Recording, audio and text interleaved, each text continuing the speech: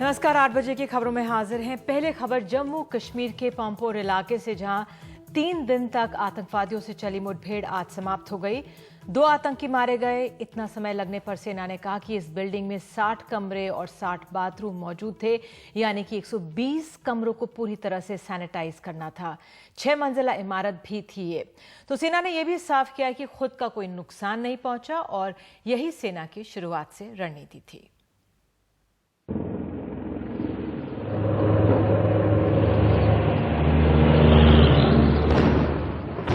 पंपोर की इसी EDI building में सोमवार को 2 आतंकवादी घुस गए, लेकिन फिर जिंदा बाहर नहीं आ सके।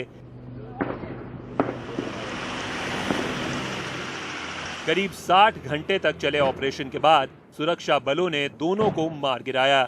मारे गए आतंकियों के पास में भारी मात्रा में हथियार और गोला बारूद बरामद हुआ है। जब ऑपरेशन के लिए आएंगे तो कैजुअलिटीज कॉज करे, और दूसरा ये कि जितना टाइम वो इन्होंने बिल्डिंग भी इस वजह से चुनी थी कि जितना टाइम वो निकाल सके, so that they are able to draw the attention. Operation खत्म हो चुका है और दोनों मिलिटेंटों को मार गिराया है। ऑपरेशन शुरू होने के साथ ही आर्मी ने यह फैसला किया था कि कितना भी वक्त इस ऑपरेशन में लगे, वो कोई भी कैजुअलिटी लेने के लिए तैयार नहीं है। इतने लंबे समय तक चले ऑपरेशन को लेकर सेना का तर्क है कि बिल्डिंग 6 मंजिला है और 60 कमरे हैं और हर कमरे के साथ बाथरूम भी। ऐसे में तलाशी लेकर कार्रवाई आसान काम नहीं है। फिर शुरू में यह भी आशंका थी कहीं इस बिल्डिंग में आम लोग न हो। सेना इस बिल्डिंग को उड़ाना भी नहीं चाहती थी। हर एक कमरे की ड्रिल बराबर है, इसी कारण से इसके अंदर में थोड़ा टाइम लगता है, because things are not that simple. It takes its own time to do. That's why it has taken whatever time it has taken. इसी साल फरवरी में इसी बिल्डिंग में आतंकवादियों के साथ गोलाबारी में सेना के 3 जवान शहीद हुए थे। इस वजह से भी सेना एहतियात बरत रही थी। सेना ने पूरी एहतियात के साथ इस कार्रवाई को अंजाम दिया। भले ही 3 दिन लग गए, लेकिन सेना की पूरी कोशिश थी कि उसका खुद का कोई नुकसान ना हो और आतंकी ढेर हो जाए। सेना इस मिशन में पूरी तरह कामयाब रही है। पंपोर से नजीर मसूदी के साथ नई दिल्ली में राजीव रंजन, एनडीटीवी इंडिया। उधर रक्षा मंत्री मनोहर पर्रिकर ने आज कहा कि सर्जिकल स्ट्राइक का श्रेय सेना और देश की जनता को जाता है। यह भी दावा किया कि सेना ने पहले कभी सर्जिकल स्ट्राइक नहीं की। सरकार में हिम्मत थी, ये फैसला उसने लिया जिसके जरिए सेना का बीते 30 साल का गुस्सा निकला और देश की जो अनुमानित छवि थी वो बदली। 127 crores people of this country and Indian Armed Forces deserves the credit of surgical strike. 29 सितंबर को नियंत्रण रेखा के पार भारतीय सेना की कार्रवाई से पहले कोई सर्जिकल स्ट्राइक नहीं हुई। मुंबई के एक कार्यक्रम में रक्षा मंत्री मनोहर पर्रिकर ने यह बयान दिया। पर्रिकर ने कहा कि इससे पहले नियंत्रण रेखा के पार जो भी कार्रवाई हुई वो पाकिस्तान की बॉर्डर एक्शन टीम की हरकतों का जवाब देने के लिए सेना के स्थानीय कमांडर के स्तर पर हुई। The local commander sometimes takes action against punitive action against the opponent who has been troubling him. That's right. To settle the score, it's not an official action of the approved by the government, and therefore it is called as covert operation. There is deniability without knowledge of anyone. रक्षा मंत्री ने कहा, भारतीय सेना ने इस surgical strike के जरिए बीते 30 साल के गुस्से को जाहिर किया है। The satisfaction of 30 years of boiling within and the steam that had accumulated was vented off. Parrikar ने कहा कि पाकिस्तान ने भारत के दोस्ती का हाथ बढ़ाने को एक कमजोरी की तरह लिया। यही वजह है कि हमें बताना पड़ा कि इसे हमारी कमजोरी ना समझा जाए। Hand of friendship was probably construed as a weakness by few, and they needed to be told very firmly. What we have done on 29th is telling our adversaries very firmly that India will not tolerate this. सेना की surgical strikes के बाद रक्षा मंत्री मनोहर पर्रिकर इस मसले पर सबसे ज्यादा मुखर रहे हैं। उत्तर प्रदेश समेत 5 राज्यों में अगले साल की शुरुआत में होने वाले चुनावों को देखते हुए इन बयानों को सियासत के नजरिए से भी देखा जा रहा है। दिल्ली से राजीव रंजन की रिपोर्ट, एनडीटीवी इंडिया। सरकार के आला सूत्रों ने कहा है कि भारत का इरादा युद्ध का नहीं बल्कि देश को 2025 तक महाशक्ति बनाना है, लेकिन उस पर युद्ध थोपने के हालात में सेना मुंहतोड़ जवाब देने में सक्षम है। सूत्रों का कहना है कि विपक्ष नहीं चाहता कि मोदी सरकार को सर्जिकल स्ट्राइक का सियासी फायदा मिले, इसलिए वो जीएसटी की ही तरह सवाल उठा रहा है। अखिलेश शर्मा की रिपोर्ट। समय के बंधनों से, परिस्थिति की आवश्यकताओं से युद्ध कभी कभी अनिवार्य हो जाते हैं, लेकिन ये धरती का मार्ग युद्ध का नहीं, ये धरती का मार्ग बुद्ध का है। अगर भारत पर कोई युद्ध थोपा गया तो भारत उसका जवाब देने के लिए पूरी तरह तैयार है। आला सरकारी सूत्रों का कहना है कि हमला होने पर भारत करारा जवाब देगा। जवाबी कार्रवाई पूरी जिम्मेदारी के साथ होगी। भारत का लक्ष्य 2025 तक दुनिया की एक महाशक्ति बनना है, इसीलिए भारत का जोर आर्थिक तरक्की पर है। एटम बम की धमकियों पर सूत्रों ने कहा कि पहले परमाणु हमला करने वाले को बड़ी कीमत चुकानी होगी। सूत्रों के मुताबिक सर्जिकल स्ट्राइक के लिए बड़े पैमाने पर तैयारी की गई थी। इसकी बाकायदा टाइमलाइन तैयार की गई थी।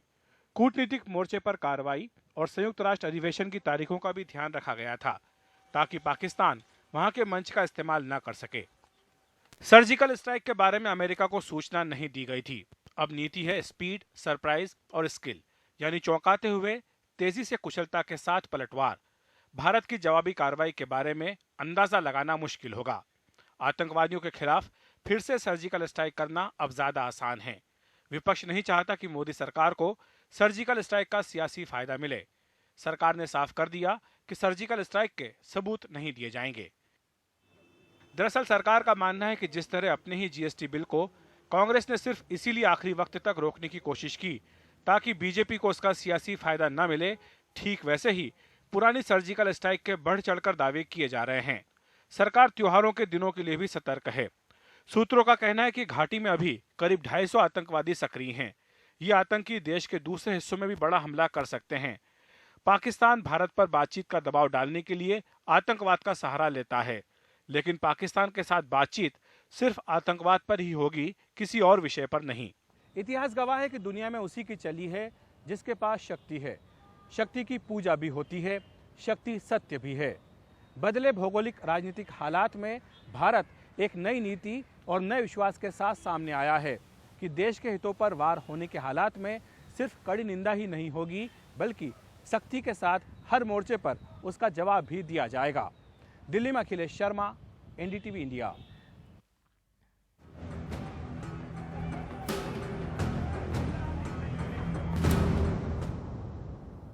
और अब उत्तर प्रदेश की चुनावी सरगर्मी, जहां 2017 में विधानसभा चुनाव हैं, सभी राजनीतिक दलों ने कमर कस ली है।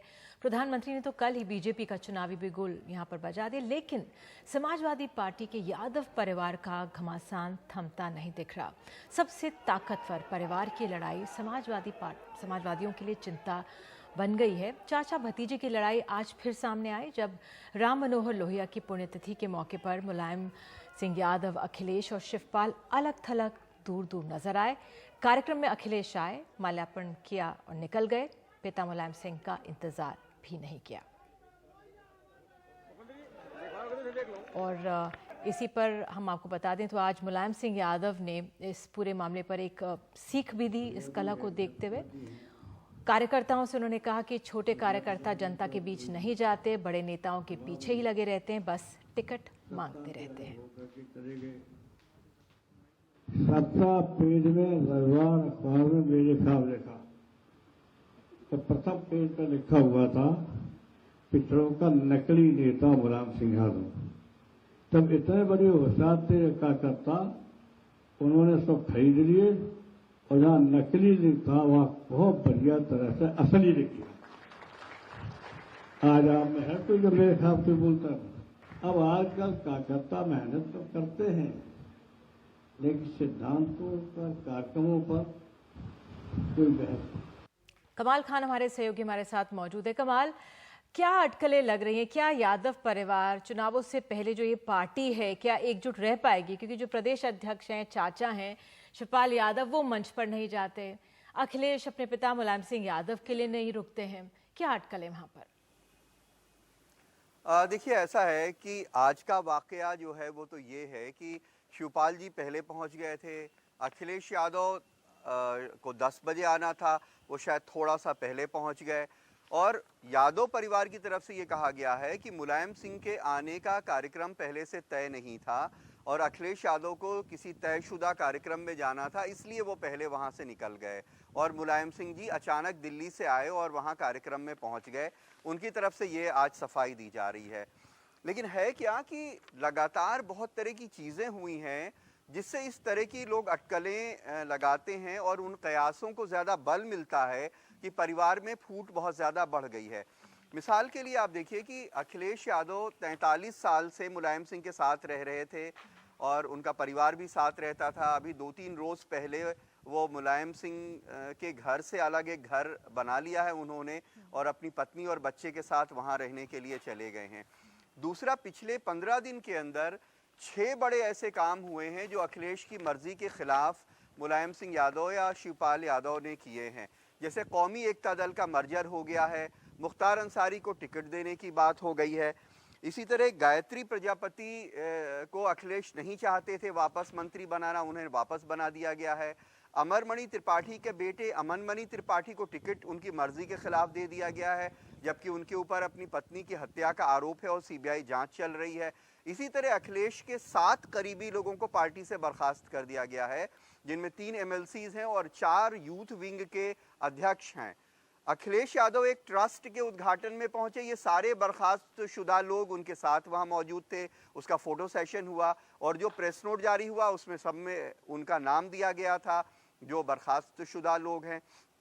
तो परिवार में ये सब जो हो रहा है उससे लोगों को लगता है कि रिफ्ट जो है बढ़ रही है। पिछले दिनों अखिलेश यादव ने कहा, जब उनसे पूछा गया तो उन्होंने कहा कि ट्रम्प कार्ड जिसके पास होता है आखिर में जीत उसी की होती है। तो लोगों को ये लग रहा है कि शायद वो कोई ऐसा एक ट्रम्प कार्ड चलेंगे और वो मात देने की कोशिश करेंगे जिनसे उनका झगड़ा परिवार के अंदर चल रहा है। और जहां तक अफवाहों का बाजार गर्म है, सोशल मीडिया है, वो तो ये कह रहा है कि अखिलेश ने घर बदल लिया है, दफ्तर बदल लिया है, अब क्या वो दल भी बदलना चाहते हैं। कुछ लोग कह रहे हैं कि अमित शाह ने उनको ऑफर दिया है कि अगर वो पिता और चाचा को छोड़ दें तो उनको वो सीएम कैंडिडेट डिक्लेयर कर सकते हैं। कुछ लोग कह रहे हैं कि कांग्रेस जो है वो ज़्यादा नेचुरल एलाई है और उस अफवाहों को बल इसलिए मिलता है कि 2 बार अखिलेश यादव तारीफ कर चुके हैं राहुल गांधी की, और राहुल गांधी एक सार्वजनिक मंच से अपनी रैली में कह चुके हैं कि अखिलेश यादव बहुत अच्छे लड़के हैं। तो ये जो झगड़ा है उसके ऊपर अफवाहें बहुत तरह की हैं और इसका नतीजा ये हुआ है कि बहुत सारे कार्यक्रम जो पहले से तय थे समाजवादी पार्टी के, अखिलेश यादव की रथ यात्रा निकलनी थी, मुलायम सिंह की 6 तारीख को आजमगढ़ में रैली होनी थी, कुछ स्टेट एग्जीक्यूटिव होनी थी, कई तरह के कार्यक्रम जो है वो पोस्टपोन हो गए हैं। तो उसकी वजह से बहुत तरह की ऊहापोह की स्थिति अभी भी बनी हुई है कि कैसे ये सुलह होगी और इस झगड़े का नतीजा, इसका अंजाम आखिर क्या होगा। बहुत बहुत शुक्रिया कमाल, पूरी स्थिति को समझाने के लिए। सुलह होगी भी या नहीं होगी या दरार बढ़ेगी, आपके पास कल फिर आएंगे और यूपी को समझेंगे, यूपी के महाभारत को। और अब बता दें जो दूसरा खेमा है, बहुजन समाज पार्टी की प्रमुख मायावती प्रचार की उनकी जो गति है वो पकड़ चुकी हैं। वो रोज एक बयान जारी कर रही हैं। आज उनके निशाने पर प्रधानमंत्री मोदी थे। प्रधानमंत्री के कल के लखनऊ के भाषण पर उन्होंने कहा है, आतंकवाद को खत्म करने के लिए जटायु श्रीराम का वर्णन किया अच्छी बात है, बेहतर होता अगर प्रधानमंत्री जवानों की तारीफ में भी कुछ बोलते। जवानों ने जान हथेली पर रखकर सर्जिकल स्ट्राइक किया। युद्ध से बुद्ध के रास्ते जाने की बजाय बुद्ध के ही रास्ते पर वो चले। जातिवाद, सामाजिक बुराइयां खत्म करने के लिए जुमलेबाजी से काम नहीं चलेगा, बाबा साहेब के बताए रास्ते पर ही चलना होगा। तो आइए अब राजनीति से आगे बढ़ते हैं। आज मुहर्रम है। करबला में इमाम हुसैन और उनके 72 साथियों की शहादत की याद में आज पूरे मुल्क में मुहर्रम का गम मनाया गया। शोक में डूबे मुसलमानों ने सड़कों पर अलम और ताजियों के जुलूस निकाले और मातम किया।